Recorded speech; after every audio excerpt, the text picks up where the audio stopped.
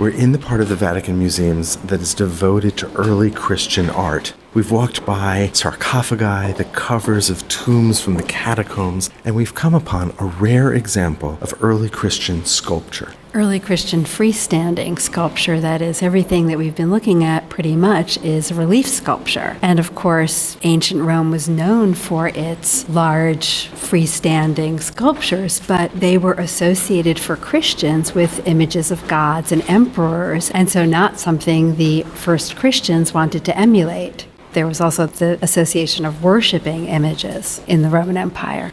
This is a marble sculpture, maybe 3.5 feet tall, of the Good Shepherd.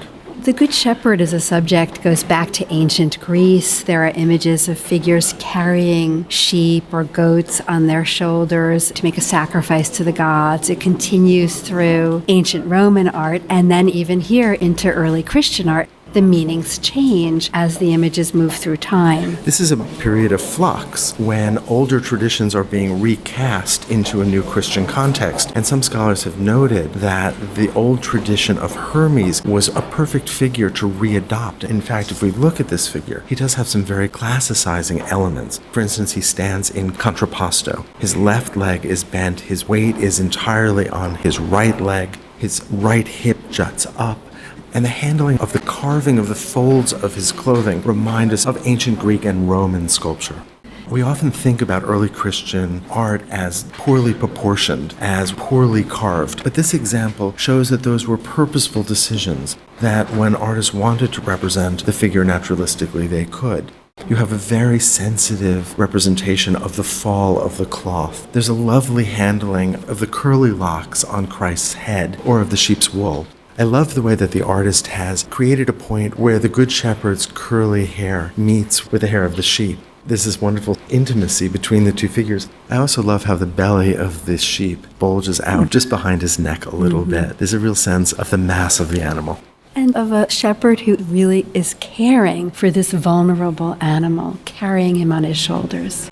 And if we look at his back, we can see it's fully carved, and there's a lovely twist in his hips that you can see in the drapery that pulls around toward his left leg, which moves forward. The figure is asymmetrical. He not only stands in contrapposto, but he turns his head to his left, and he gazes out into the distance in a very tranquil way that suggests a perfect life in the countryside. As we walked through the museum, we saw so many images of the Good Shepherd. It's a very common motif in late antique sarcophagi, in relief sculptures. It's usually part of a bucolic, idyllic rural scene that meant on a sarcophagus the idea of a peaceful afterlife, an ideal afterlife. But this is now a Christian subject that for believers in the 4th century, this first century when Christianity is legal to practice in the Roman Empire, the idea that Christ would care for them, that Christ was their shepherd, that death was not final for Christians, but a step to another world, a better world. This is before the portrait image of Christ that we're more familiar with Christ as older and wiser with a beard, has formed.